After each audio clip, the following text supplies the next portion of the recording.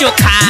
अरे धोखा धोखा हाय रे धोखा धोखा हो गइल धोखा।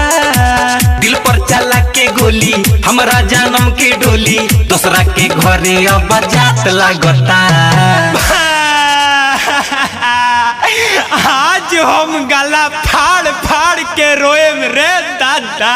हाय दुआरा पमाल के बारात लागता हमरा तो रोई रोई दांत लागता। दुआरा पमाल के बारात लागता एकरा तो रोई रोई दांत लागता। भाग नौटंकी बाज एई में दांत लगेला। एको बार तो बेहोश ना भइलो। ओ के देखाई का लो। अरे ई का एकरा तो सोई के दांत लागबे रे।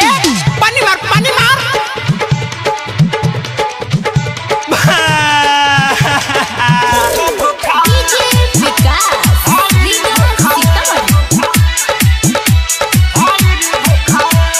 होते हो भोरा होइयो पर विदाई फेरू ना हमारा उ जिंदगी में आई।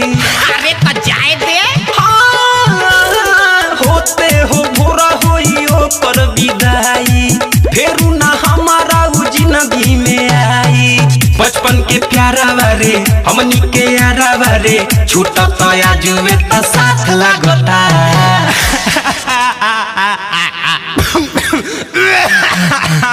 अरे अभ्यास ज्यादा गाला नहीं फाड़ना है आवाज खराब हो जाएगा। तो हम सुसुक सुसुक के रोए ठुनुक ठुनुक के रोए बिहुक बिहुक के रोए। हाँ दुआरा पमाल के बारात लागता हमरा तो रोई रोई दांत लागता। दुआरा पमाल के बारात लागता एकरा तो रोई रोई दांत लागता।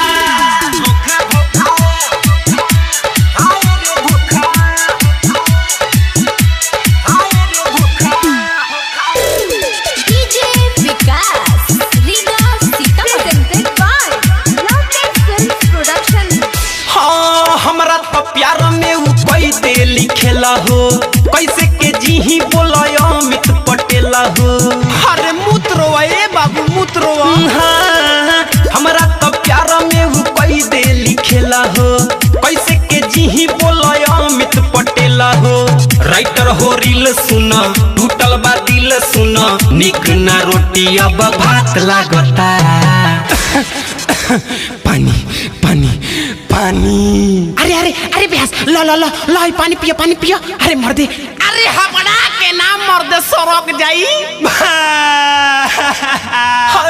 दुआरा पमाल के बारात लागता हमरा तो रोई रोई दांत लागता। दुआरा पमाल के बारात लागता एकरा तो रोई रोई दांत लागता। जानू ए भैंस होश में आवा विदाई हो गइल बा।